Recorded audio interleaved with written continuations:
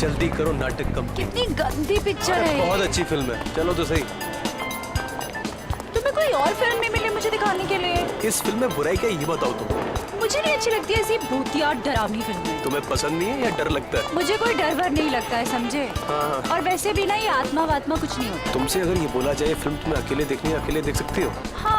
अरे जरा पास तो आओ। तुम्हें पता है अंग्रेजी हॉरर फिल्म के डायरेक्टर के साथ क्या हुआ था जब उसने अपनी ही फिल्म अकेले देखी थी? मालूम है क्या हुआ था। तभी मैं डरने वाली नहीं हूँ, समझे? और ना ही मुझे दिल का दौरा पड़ने वाला है। लेकिन तुम्हें नहीं लगता कि जब एक लड़का लड़की फिल्म देखने आता है तो उनको रोमांटिक फिल्म देखनी चाहिए, ना कि ऐसी भूतिया पिक्चर? अगली बार तुम्हें रोमांटिक फिल्म दिखाऊंगा। वो तुम्हारा फेवरेट हीरो क्या नाम है? अरमान कुमार।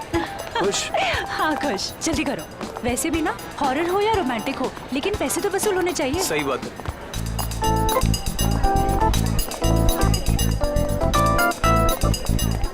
सीट नंबर क्या है? अरे वो बताएगा ना। थोड़ा आगे।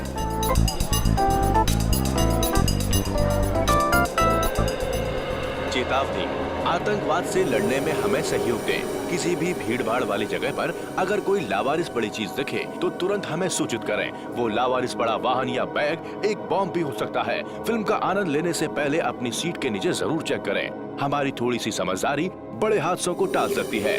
धन्यवाद। शगुन, तुम्हारी सीट के नीचे बम तो नहीं है? मोहे, तुम्हारे मजाक भी ना बिल्कुल तुम्हारी तरह बोरिंग हो गए हैं। अरे मैं तो अच्छे नागरिक का फर्ज निभाने की बात कर रहा था। तुम्हें नहीं देखना तो मत देखो, मैं देख लेता हूँ। शगुन, तुम्हारी सीट के नीचे बैग है। मोहे, तुम्हें लगता है तुम इतनी आसानी से मुझे उल्लू बना सकते हो? तुम्हारे सर की कसम, नीचे बैग है। सच में? हाँ देखो ना। Oh my God, नीचे तो सचमुच में बैग है। कहीं इसमें बम तो नहीं है? हो सकता है, कुछ भी हो सकता है। अब क्या करें?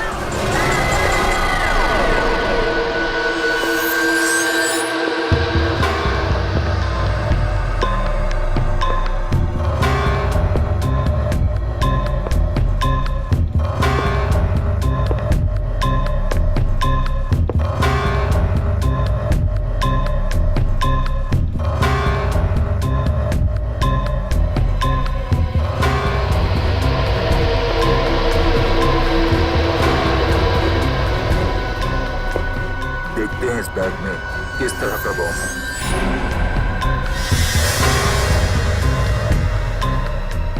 अरे इस बैग में तो बॉम्ब नहीं है, तो फिर क्या है? एक मिनट देखते हैं।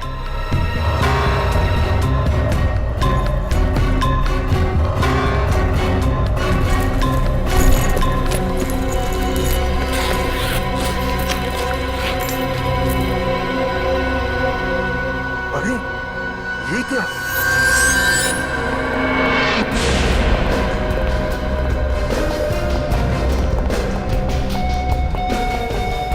सर, इसी बैग में कटा हुआ हाथ है।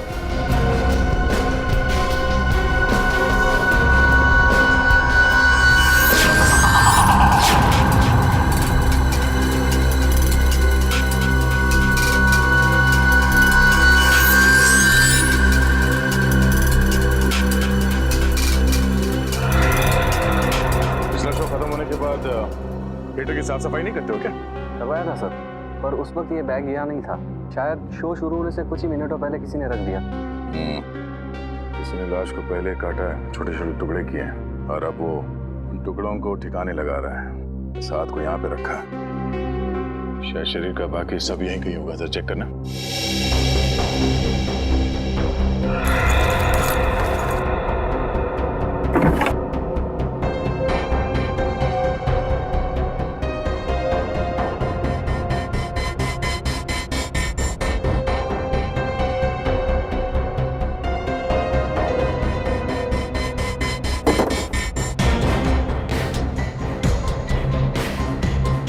मिला? नहीं सर।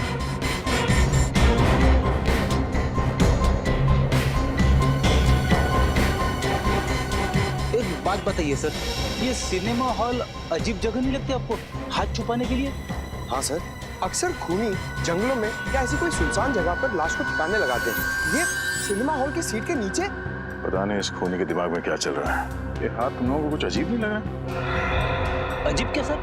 ये देखो, हाथ को काटने के बाद भी कहीं पे भी खून का कोई निशान नहीं है। ऐसा लगता है कि खूनी ने हाथ काटने के बाद एकदम साफ कर दिया ऐसे। हाँ सर, हाथ को इतने अच्छे से साफ किया कि उनकी एक बूंद भी नहीं दिख रही है। हाँ, ये चक्कर कुछ और ही लगता है। हाथ पे कहीं पे भी कोई सूजन नहीं है, न ही लाल पड़ने का कोई निशान है। मैनेजर साहब, कोई आपके थिएटर में बैग लेके आता है तो उसकी कोई चेकिंग नहीं होती? होती है सर, पर पता नहीं सिक्योरिटी ने इतनी बड़ी गलती कैसे कर दी। गलती? एक आदमी का कटा हुआ हाथ थिएटर के अंदर लाया गया है और आप उसे गलती कह रहे हैं? हाँ? अभी थिएटर के बाहर सीसीटीवी कैमरा लगा हुआ? जी सर। सर ये देखिए, ये शो शुरू होने से पहले थिएटर के बाहर का फुटेज दिखाना था। जी सर, दिखाता हूँ।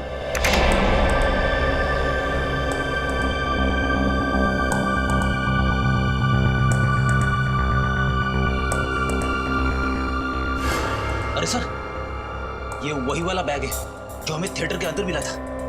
ये है वो आदमी जो कटा हुआ हाथ थिएटर के अंदर छोड़ के गया। तो एक काम करना, ये आदमी थिएटर से कितने बजे बाहर निकला वो दिखा।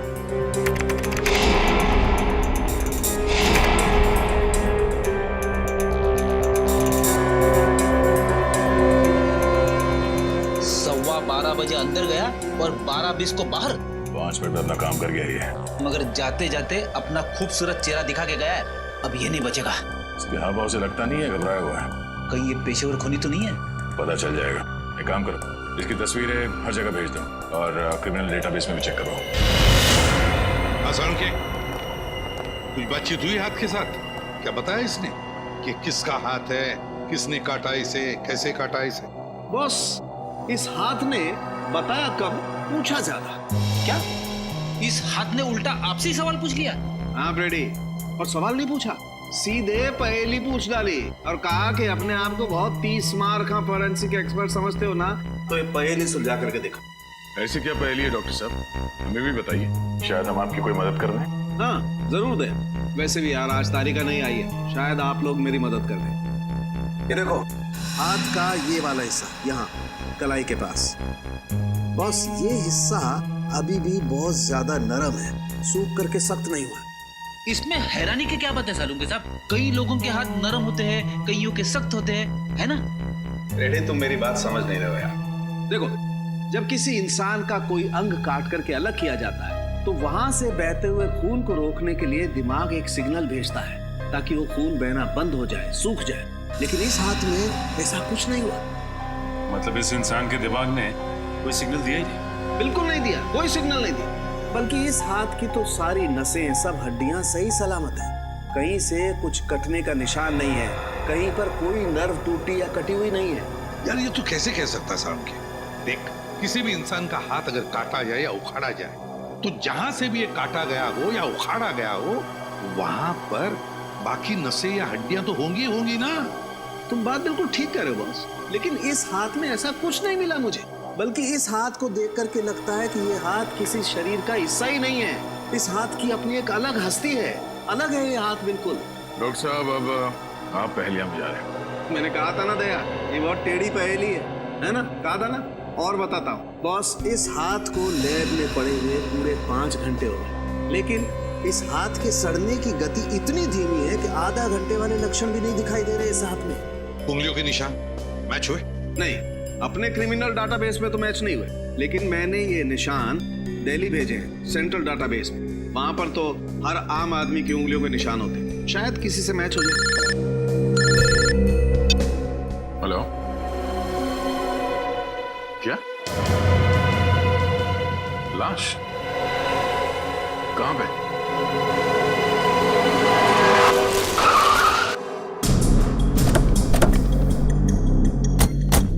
यही जगह बताई थी ना उस आदमी ने? हाँ सर, लेकिन यहाँ आसपास कोई दिखाई नहीं दे रहा है। कमाल, जिस आदमी ने फोन किया खुद ही गायब है। सर कहीं उसी ने तो फोन नहीं किया? हो तो सकता है।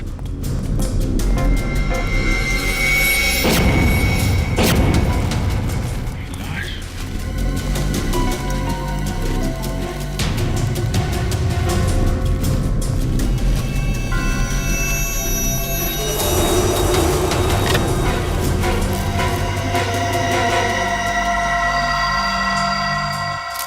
ये तो वही आदमी जो सिनेमा हॉल में बैग में कटा हुआ हाथ रखने गया था।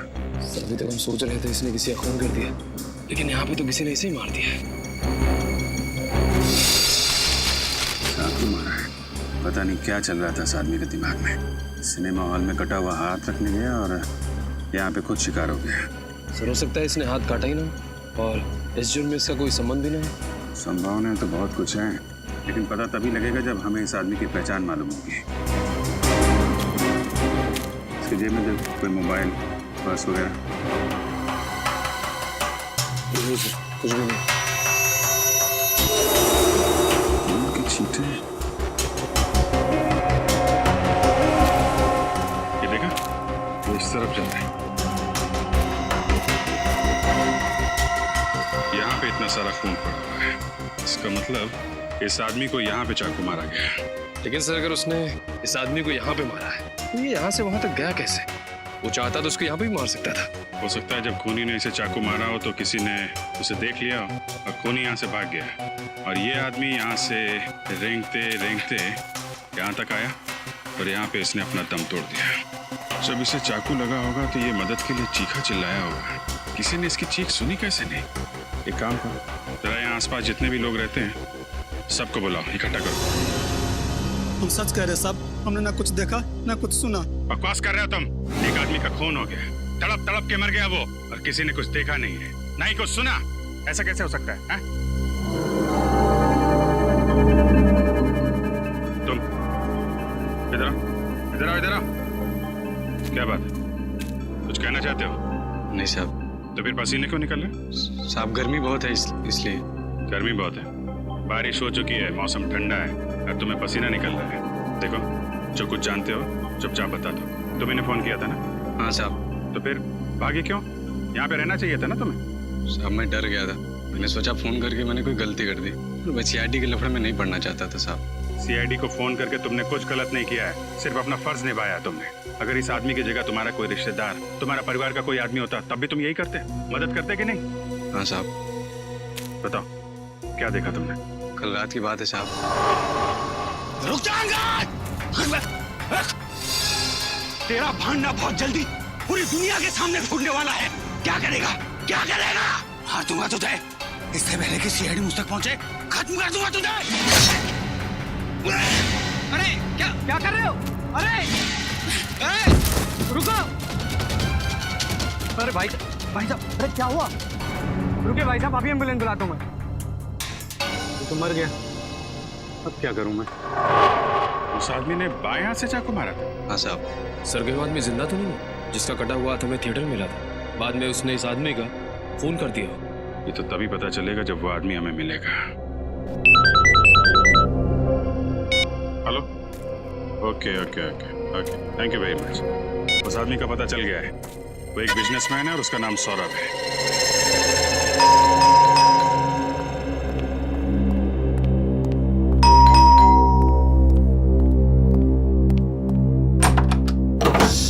जी कहिए, किससे मिलना है आप लोगों को? सौरभ जी का घर यही है ना? जी हाँ। सुनील कौन है? मैडम ये लोग सीआईडी से।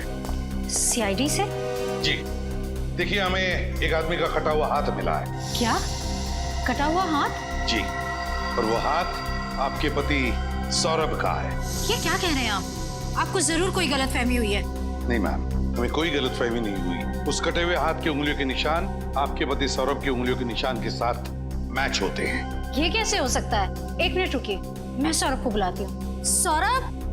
क्या हुआ रीमा? ये सीआईडी वाले हैं। सीआईडी?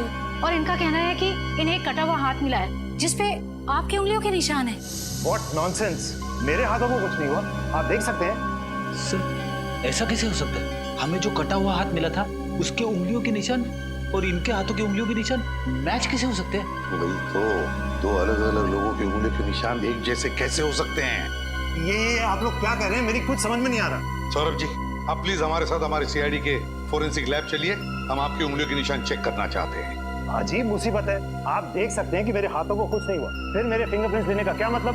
फिर भी प्लीज आप हमारी मदद कीजिए, हम ये पता लगाना चाहते हैं कि वो कटा हुआ हाथ है किसका और उसकी उंगलियों के निशान आपकी उंगलियों के निशान के साथ कैसे मैच होते हैं, क्यों मैच होते हैं? और कितना वक्त लगेगा? 2 मिनट, अभी डीएनए रिपोर्ट आ रही है। प्लीज थोड़ा जल्दी कीजिए, मेरी एक बहुत ही जरूरी मीटिंग है। हांगकांग से कोई डेलीगेट्स आए हैं, आप तो जानते हैं वो लोग टाइम के कितने पक्के हैं। सौरभ जी, आप चिंता मत कीजिए, आप अपनी मीटिंग के लिए सही वक्त पर पहुंच जाएंगे, समझे? सिर्फ इतना बताइए, क्या आप इस आदमी को जानते हैं? नहीं सर, कौन है ये आदमी? ये वही आदमी है जिसने ये कटा हुआ हाथ थिएटर में छोड़ दिया था। ओह माय गॉड, क्या हुआ सोलंकी? बॉस, ये डीएनए रिपोर्ट का मेल आ गया है।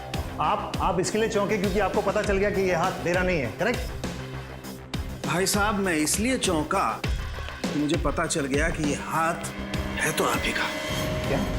और सिर्फ वो हाथ ही नहीं, इसके फिंगरप्रिंट्स और उसकी डीएनए रिपोर्ट, ये भी आप ही से मैच करती है। क्या? ये आप क्या कह रहे हैं? देखिए, मेरे दोनों हाथ सही सलामत है। ये देखिए, आपके सामने है। इनमें से कोई भी हाथ आपको नकली लग रहा है? नहीं, मानता हूँ, मैं मानता हूँ कि ये दोनों हाथ आपके सही सलामत हैं, ये दोनों हाथ नकली नहीं है। लेकिन जैसे ये बात सही है, वैसे ही वो भी बात सही है कि वो जो हाथ है वो भी आप ही का है। इसका मतलब मेरे 3 हाथ हुए। देखिए, मेरे पास आपकी बातों के लिए टाइम नहीं है। प्लीज, मुझे देर हो रही है अपनी मीटिंग के लिए, सो प्लीज एक्सक्यूज मी। क्या मैं जा सकता हूँ? आप जा सकते हैं, लेकिन अगर जरूरत पड़े तो हम आपको फिर से बुला लेंगे, ठीक है? ठीक है, जाइए, थैंक यू।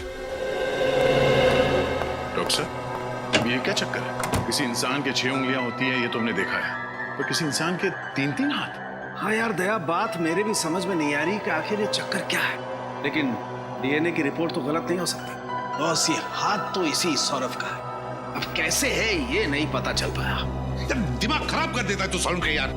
तेरे पास इस उम्मीद से आता है कि तू कोई तो सुराग देगा जिसकी वजह से हम केस को आगे ले जा सकते, लेकिन नहीं, दिमाग घुमाने के अलावा और कुछ करता ही नहीं है तू। अरे बाबा, नाराज क्यों होते हो? देता हूँ, सुराग भी देता हूँ, और इस बार ऐसा सुराग दूंगा कि तुम मुझे मोतीचूर के लड्डू खिलाओगे। बोलो, ठीक है?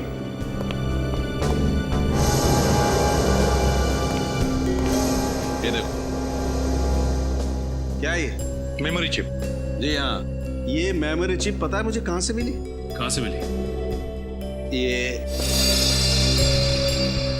यहाँ इस आदमी के कंधे पे से। ये आदमी कंधे पे इस चिप को छुपा के घूम रहा है? मतलब इस चिप में कोई गहरा राज छुपा हुआ है? बिल्कुल, और क्या गहरा राज छुपा हुआ है ये हम इस चिप को कंप्यूटर में लगा के देखते हैं। आइए।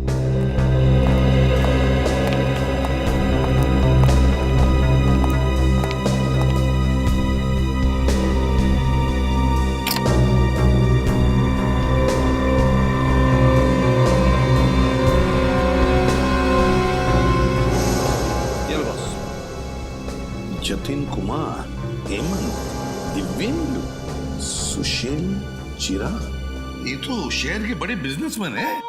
हाँ सर, और वो देखो, लिफ्ट के सबसे नीचे सौरभ का नाम भी लिखा हुआ है। हाँ, मगर सर ये मरा हुआ आदमी चिप में इन सारे बिजनेसमैन के नाम लेके क्यों घूम रहा होगा? दया, जरूर इस मरे हुए आदमी का इन बिजनेसमैन के साथ कोई ना कोई कनेक्शन है, पर क्या होगा कनेक्शन? सर, सभी नामों के आगे नंबर्स लिखे हुए, बड़े अजीब लग रहे हैं। ये किस चीज के नंबर हो सकते हैं? हाँ, है तो बड़े अजीब नंबर। लगता है ये किसी खुफिया बैंक अकाउंट के नंबर्स हैं, किसी विदेशी बैंक के। हाँ सर, इस आदमी ने इन सारे बिजनेसमैन के काले धंधे का भांडाफोड़ करने की सोची होगी और इसीलिए मारा गया। और सर अगर ऐसा है तो फिर इस सौरभ ने इस आदमी को पहचाना क्यों नहीं? फिर हमसे झूठ तो नहीं बोल रहा था? हो सकता है सौरभ झूठ बोल रहा है हमसे। इस आदमी के कंधे में से हमें मिलती है एक मेमोरी चिप जिसमें होता है शहर के बिजनेसमैन के नाम और शायद उनके बैंक अकाउंट नंबर्स भी। और फिर ये हाथ, ये कटा हुआ हाथ जो सौरभ का है भी और नहीं भी। हाँ निखिल, बैंक वगैरह में पता किया इन नंबर्स के बारे में? किसी भी बैंक के अकाउंट नंबर्स नहीं है? अच्छा, इंटरनेशनल बैंक्स के भी नहीं है? ठीक है, अगर कोई जानकारी मिलती है तो हमें तुरंत इन्फॉर्म कर देना। सर, उस लिस्ट में जितने भी बिजनेसमैन के नाम हैं, मैं एक एक के घर से होके आ रहा हूँ। अच्छा, तो कुछ पता चला उनके नाम के आगे जो नंबर्स हैं उनका राज क्या है? नहीं सर, इसी बात की तो हैरानी है मुझे। उनमें से कोई ये नहीं जानता कि उनके नाम के आगे वो नंबर क्यों लिखा है, उसका महत्व क्या है? बड़ी जरूर कोई ना कोई महत्व तो है इस नंबर्स का इस केस के साथ। उस आदमी की लाश में से हमें ये चिप मिली है जिसमें शहर के रईस लोगों के नाम हैं और ये नंबर्स हैं। क्या हो सकते हैं ये नंबर्स? सर मैं सौरभ के घर से आ रहा हूँ। सौरभ के ड्राइवर ने एक खास बात बताई। क्या खास बात? यही कि वो हर सोमवार को सीडी के हॉस्पिटल जाता है। हर सोमवार को सीडी के हॉस्पिटल? कि उसका कोई रिश्तेदार या दोस्त भर्ती है क्या इस हॉस्पिटल में? नहीं सर, ये तो नहीं मालूम, लेकिन ये बात उसे छिपाने के लिए कही गई थी। यहाँ तक कि सौरभ की बीवी को भी ये बात नहीं मालूम। कहीं सौरभ को कोई बीमारी तो नहीं थी जिसका वो चोरी छुपे इलाज करा रहा हो? अब ये तो सीडी के हॉस्पिटल जाने के बाद ही पता चलेगा। हाँ ठीक। डॉक्टर सुमित? जी हाँ, आप लोग कौन? जी हम लोग सीआईडी से। सीआईडी से? जी हाँ सीआईडी। बाहर रिसेप्शन पे पता चला कि बिजनेसमैन सौरभ का इलाज आप ही करते हैं। जी हाँ, लेकिन इस इलाज का सीआईडी से क्या लेना देना? डॉक्टर सुमित, हमें एक लाश मिली है, एक खून हुआ है और खूनी को ढूंढने में हमें आपकी मदद चाहिए। मैं आप लोगों की कैसे मदद कर सकता हूँ? हमारे कुछ सवालों का जवाब देकर। जी पूछिए। आप सौरभ जी का इलाज कर रहे हैं ना? क्या बीमारी है उनको? उनका बायां हाथ गैंग्रीन से ग्रस्त है। गैंग्रीन? ये गैंग्रीन क्या होता है डॉक्टर साहब? इस बीमारी में मरीज के हाथ के अंदर एक ऐसा बैक्टीरिया पैदा हो जाता है जो हाथ को धीरे धीरे खोखला कर देता है, और जब इस बैक्टीरिया की शक्ति हद से ज्यादा बढ़ जाती है तो हाथ को शरीर से काटकर अलग करना पड़ता है ताकि ये बीमारी शरीर के किसी दूसरे भाग में न फैल सके। मतलब सौरभ जी की बीमारी इतनी बड़ी नहीं है कि उनका हाथ काटना पड़े, हैं? हाँ, मगर ये बीमारी बहुत तेजी से फैल रही है। अगले 6-8 महीनों में उनका हाथ काटना पड़ेगा। 6-8 महीनों में हाथ काटना पड़ेगा? तो इसीलिए उन्होंने अपने घर वालों से ये बात छुपा के रखी है अपनी बीमारी के बारे में। हाँ, वो नहीं चाहते थे कि बेवजह ये सब जानकर उनके घर वाले परेशान हो। सर आपके साइन चाहिए थे सर। यार तो फिर आ गया। तुम इंश्योरेंस वाले भी बहुत परेशान करते हो। जितना ऑटोग्राफ किसी एक्टर को नहीं देना पड़ता है उतना सिग्नेचर तुम हम आम आदमी से ले लेते हो। सर आप कौन से किसी सेलिब्रिटी से कम है? तुम लोगों की वजह से ही मार्केट में मक्खन का भाव बढ़ गया है। एक्सक्यूज मी सर, आप 2 मिनट रुकिए, मैं भी आता हूँ। जी चलो। सौरभ जी का बायां हाथ कटने वाला है 6-8 महीनों में, और हमें मिला है एक दूसरा बिल्कुल वैसा ही बायां हाथ जिसका डीएनए मैच होता है सौरभ के डीएनए के साथ। मतलब सौरभ जी ने पहले से ही इंतजाम करके रखा है नए हाथ का। हेलो, हाँ क्या? देखिए आप घबराइए मत, हम लोग पहुंचते हैं। सर सौरभ की पत्नी रीमा का फोन था। सौरभ को घर से गुंडे उठा लेंगे। रीमा जी। सर आप लोगों ने आने में बहुत देर कर दी। वो गुंडे सौरभ को लेके चले गए। क्या आपने उन्हें देखा? पहचान दिया आप उन्हें? नहीं, सबने मुंह ढके हुए थे अपने। मैं किसी को नहीं देख पाई।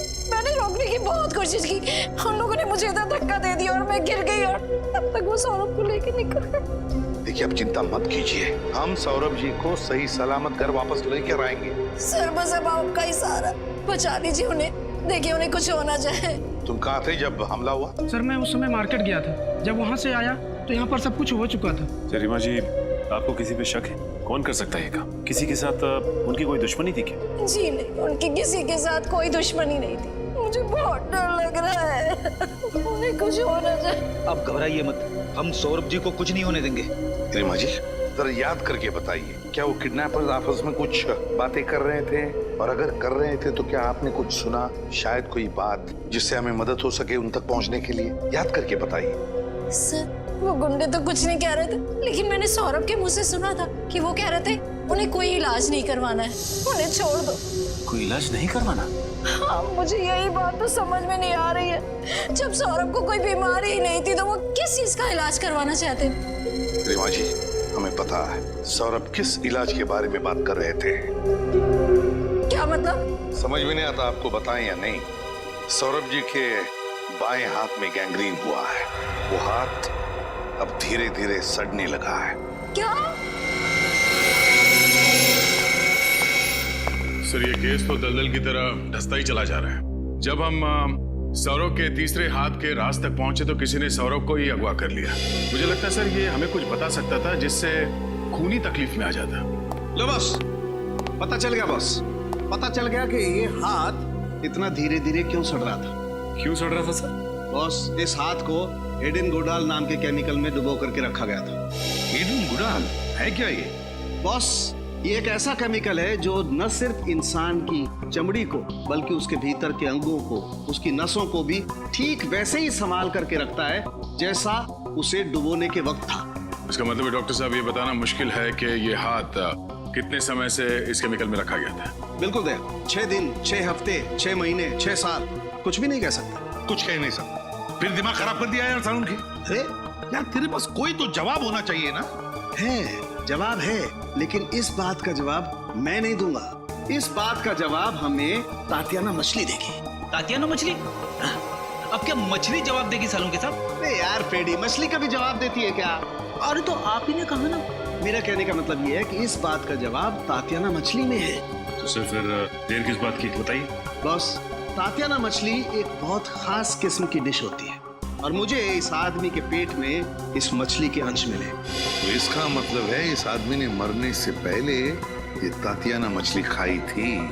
बिल्कुल, और वो भी मस्टर्ड सॉस के साथ। और जहाँ तक मेरी जानकारी है, इस शहर में इस तरीके की डिश बहुत ही कम रेस्टोरेंट्स में मिलती है। तो हमें पता लगाना पड़ेगा शहर में ऐसे कितने होटल्स हैं जहाँ पर ये तातियाना मछली मिलती है।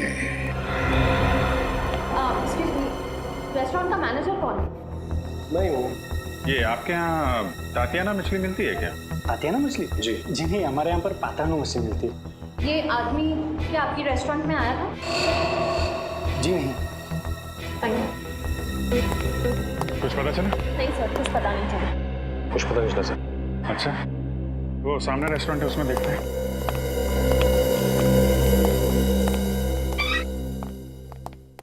Excuse me. आइए आइए सर, आप अच्छे मौके पे आए हो सर। आज हमारे रेस्टोरेंट के 5 साल पूरे हो गए सर, इसीलिए आज यहाँ पे हर डिश पे 30% डिस्काउंट है सर। अरे वाह, ये तो बड़ी अच्छी बात है। होटल की वर्षगांठ आपको बहुत बहुत मुबारक। शुक्रिया। कहिए सर, क्या खाना पसंद करेंगे आप? जी हमें तातियाना मछली खानी है, मिलेगी? मिलती है सर, बल्कि वो हमारे रेस्टोरेंट की खासियत है सर। सर मैं दावे के साथ कहता हूँ कि पूरे शहर में हमसे अच्छा तातियाना मछली कोई नहीं बनाता सर। फिर तो आपने इन भाई साहब को जरूर देखा होगा आपके रेस्टोरेंट में, आपके यहाँ की स्वादिष्ट तातियाना मछली खाते हुए। हाँ मैडम, ये भाई साहब अक्सर हमारे रेस्टोरेंट में आते जाते रहते हैं। अच्छा, आपके दोस्त है क्या? हाँ, ये ऐसे ही समझ लीजिए। पर एक दिक्कत हो गई है। दिक्कत? कैसी दिक्कत सर? एक्चुअली हम लोग दूसरे शहर से आए हैं तो अपने दोस्त को सरप्राइज देना चाहते थे, पर ये इनका एड्रेस ही खो गया। पता खो गया? हाँ जी, उनके मुंह से आपकी रेस्टोरेंट का नाम कई बार सुना था, तो सोचा तुक्का मार लेते हैं, शायद आपके यहाँ से पता मिल जाए। हाँ जी जी, मिस्टर अंगद हमारे रेस्टोरेंट से अक्सर होम डिलीवरी मंगवाते हैं। अच्छा, इनका नाम अंगद है। कुछ कहा आपने? अरे नहीं, ये क्या कहेगा, काफी दिनों से अंगद से मिला नहीं है ना, तो कुछ भी बोलता है। अच्छा अच्छा, रमेश जी सर, अपने कंप्यूटर से मिस्टर अंगद का पता निकाल के देना सर को।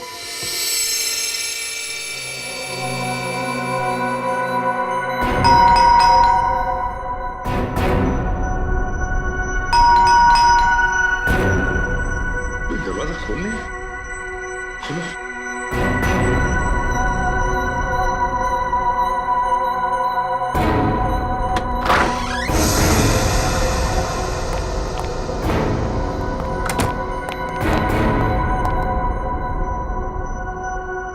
घर तो खाली है, कोई भी नहीं है घर में। देखो जरा।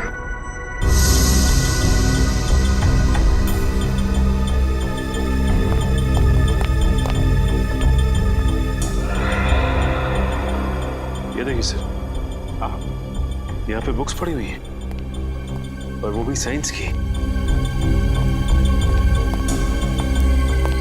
ह्यूमन बॉडी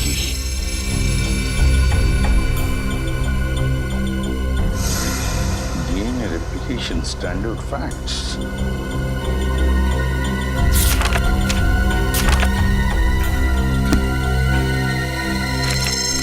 ये अंगद ने वो हाथ ऑडिटोरियम की सीट के नीचे रखा था ना? हाँ सर। उस हाथ का DNA सौरभ के DNA के साथ मैच भी हुआ था। हाँ। कोई ऐसा तो नहीं कि अंगद रिसर्च कर रहा था क्लोनिंग पर, शरीर के अंग बनाने? तो सर इन सबको देख के तो ऐसे ही लगता है। सचिन, जरूर इस अंगद के खून का राज इस रिसर्च से संबंधित है। कोई ना कोई कनेक्शन जरूर है अंगद के खून का। घर को अच्छी तरह से छान मारो, ढूंढो, कुछ ना कुछ तो सुराग जरूर मिलेगा।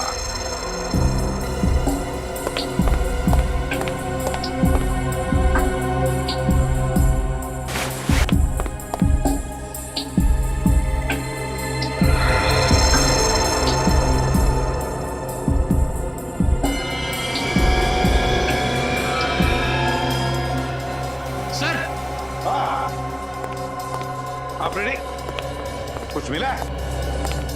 ये देखिए, कार्ड होल्डर। कार्ड होल्डर इस पेंटिंग के पीछे था।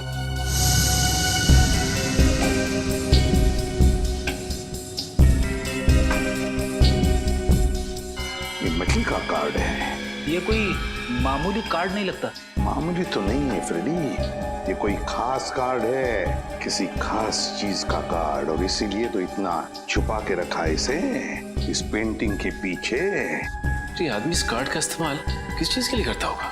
कोई तो चीज है इस घर में, शायद कोई अलमारी, कोई दरवाजा, कोई ड्रॉर जो खुलता है इस कार्ड से। ढूंढो घर को अच्छी तरह से, देखो है कोई ऐसी जगह जहां पे एक कार्ड लग सकता है।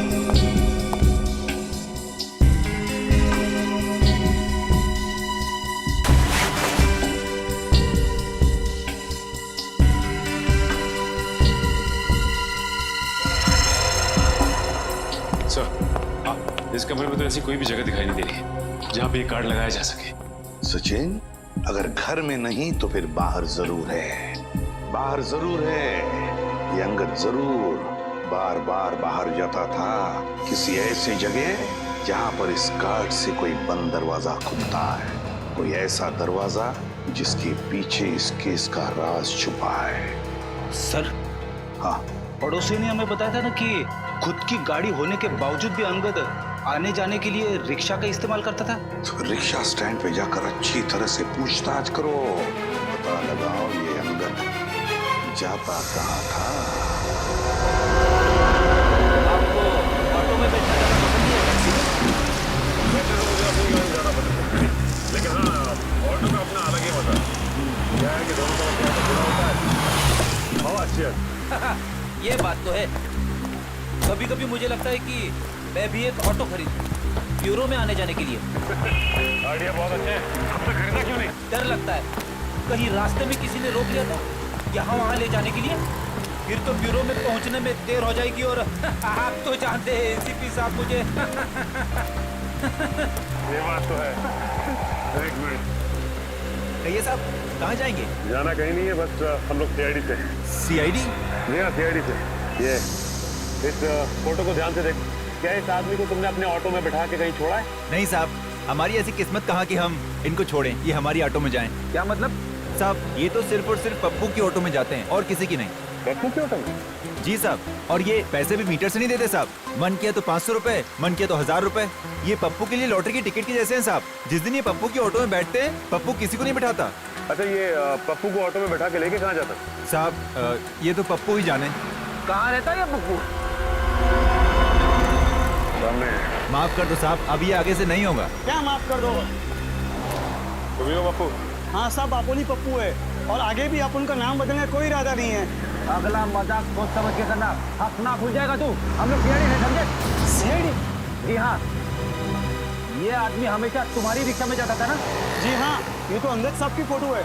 अब ये बताओ कि ये आदमी तुम्हारी रिक्शा में बैठ के कहाँ जाता था? अब क्या बताओ साहब, जहाँ मूड होता था वहाँ चले जाते थे, कहीं फिल्म देखने तो कहीं किसी और जगह। अरे लेकिन कोई तो ऐसी खास जगह होगी जहाँ ये जाता था अक्सर।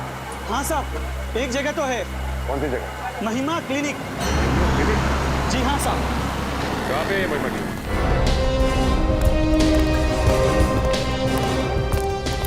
ये क्लिनिक है या खंडर?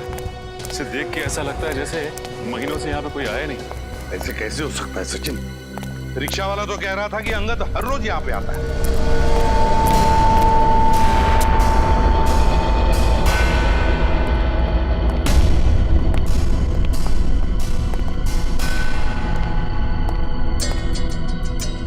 और अगर वो यहाँ पे रोज आता है तब तो उसे यहाँ पे साफ सफाई करवानी चाहिए।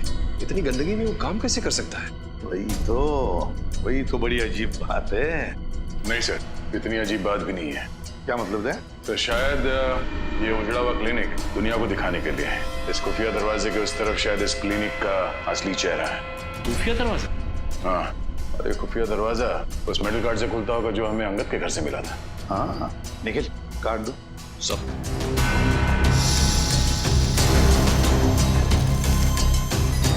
देखो जरा दया, कहीं तो इसका स्लॉट होना चाहिए फिर तो।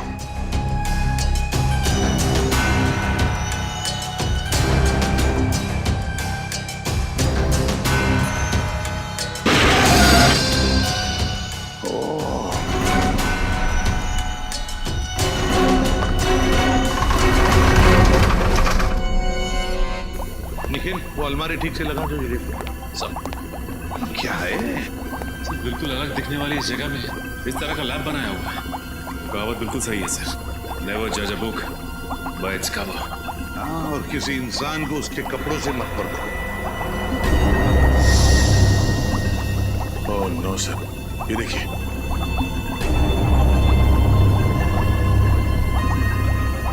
माय गॉड, पहले कटा हुआ हाथ, कटी हुई टांग।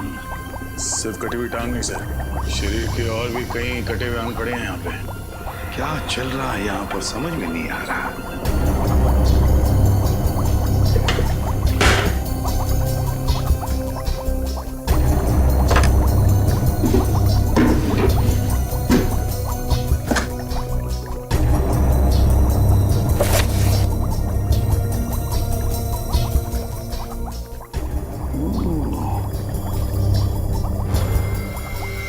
सारा चक्कर क्या हो सर? ये देखो, ये सारे जो नाम है ना इस लिस्ट में और ये नंबर्स, ये पूरी की पूरी लिस्ट बिल्कुल वही है जो हमें उस मेमोरी चिप में से मिली थी। वही लिस्ट है ये। इसका मतलब जो बिजनेसमैन के नाम के आगे जो नंबर्स लिखे थे वो नंबर्स।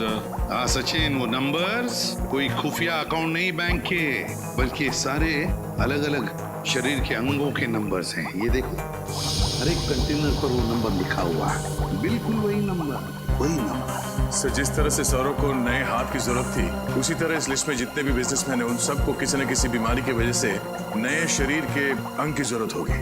हाँ, लगता है सर यहाँ पर गैर कानूनी व्यापार चल रहा था उसका। हाँ दया, और इस सौरव का हाथ यहीं से बाहर ले जाया गया होगा। अगर यहीं से हाथ ले जाया गया है तो फिर उसका खाली कंटेनर भी यहीं पर होना चाहिए। निखिल, देखो जरा।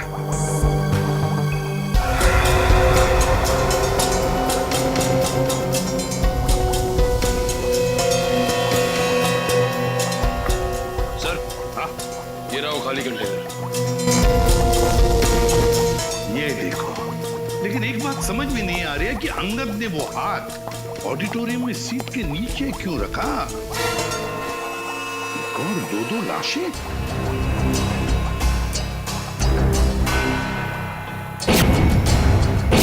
दो लाशें, पलटो जरा।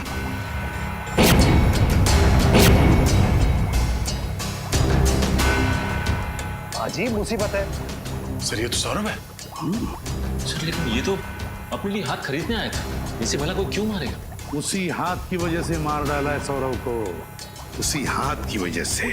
जो भी ये सब कर रहे हैं ना, वो समझ गए कि सौरव की वजह से हम उन तक पहुंचने वाले हैं।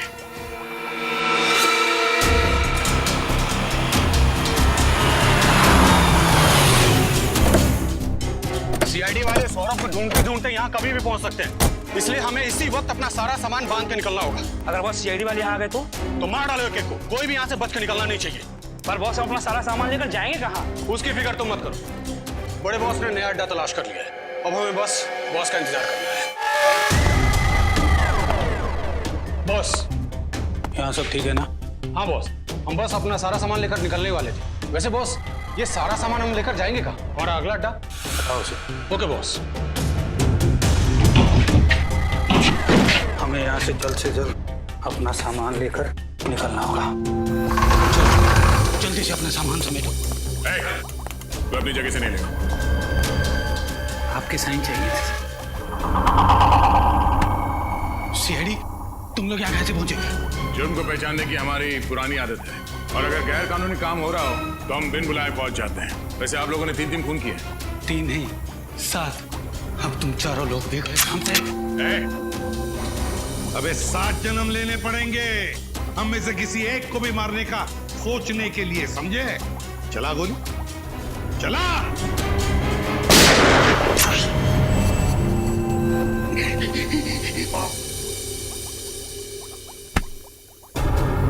अपने पापों का पूरा हिसाब नहीं देगा हमें? मुझे अपने काम में कोई बुराई नजर नहीं आती। जिन लोगों के पास हाथ नहीं होते उन्हें हाथ देते थे, जिनके पास पैर नहीं होते थे उन्हें पैर देते थे, जिनकी किडनी फेल हो जाती थी उन्हें किडनी, जिनका लीवर खराब हो जाता था उन्हें लीवर। आप भी बताइए कि अपंग लोगों की जिंदगी को बेहतर बनाना कोई जुर्म है क्या? तुम अपंग लोगों के शरीर को नए अंग देने के लिए दूसरे लोगों के हाथ पैर काट लेते हो, ये कहाँ का इंसाफ है? हम किसी के हाथ पैर नहीं काटते थे, बल्कि वैज्ञानिक तरीके से हम हाथ पैर उगाते थे, उनका क्लोन बनाते थे। इसीलिए तो सौरभ के हाथ का डीएनए उसके साथ मैच करता था। मगर गैर कानूनी है ये इलाज, समझे? गैर कानूनी, ना सिर्फ हमारे देश में बल्कि पूरी दुनिया में। इसीलिए तो ये काम मैं चोरी चुपके किया करता था।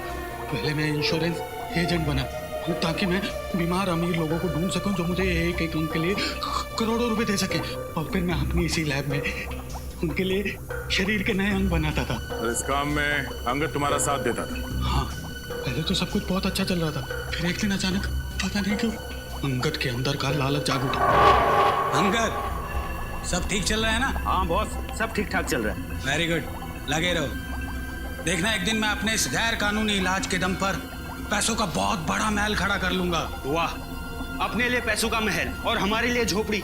लेकिन ये तो बहुत नाइंसाफी हुई ना। मतलब ये कि अब हमें आपके फेंके हुए टुकड़े नहीं चाहिए, पार्टनरशिप चाहिए हमें, और वो भी पूरी 50-50 की साझेदारी। हो, तो तुम्हें साझेदारी चाहिए? अरे ऐसा बोलना था ना यार, शर्मा क्यों रहा था? देखा अंगद, मैंने क्या कहा था? मुकुंद भाई कितने दरिया दिल है। पार्टनरशिप की बात सुन के नाराज नहीं होंगे? मैं क्यों नाराज होने लगा भला? हाँ? अरे तुम दोनों के बिना ये काम हो सकता है क्या? आजा मेरे पार्टनर, मेरे गले लग जा। चलो पार्टनर। बोल अंगद, तुझे भी पार्टनरशिप चाहिए या जितना मिल रहा है उसमें खुश है तू? अरे ये क्या किया तुमने? रवि का खून कर दिया तुमने। मैं तुम्हें छोड़ूंगा नहीं, पूरी दुनिया के सामने तुम्हारा भांडा फोड़ दूंगा मैं। हे अंगद, रुक जा दो। और इसीलिए अंगद ने वो हाथ उस ऑडिटोरियम के सीट के नीचे छुपा दिया ताकि तुम्हारी ये पाप की लंका भस्मसात हो जाए। हैं? जब सौरभ को ये पता चला कि उसका नया हाथ आप लोगों के हाथ में लग चुका है तो वो मुझे धमकाने लगा, इसीलिए मुझे उसे भी अपने रास्ते से हटाना पड़ा।